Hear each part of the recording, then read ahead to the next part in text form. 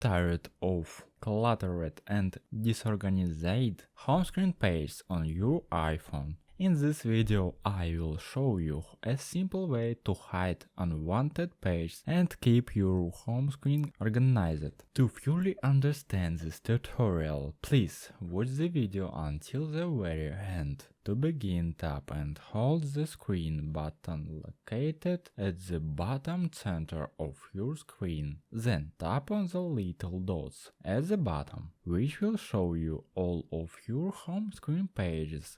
You can easily change the order of this page by dragging and moving them. To hide the page, simply remove the check mark at the bottom of the home screen that you want to hide. Afterward, tap down at the top right corner of the screen to save the changes. This will hide the home screen along with all the apps, but it will not remove those apps from your device. You can find them in the app library. If you want to unhide the home screen, tap and hold the search button, tap on the little dots at the bottom, and then put a check mark under the home screen that you want to unhide. Once you have made your selection, tap down at the top right corner of the screen to save the change. That concludes this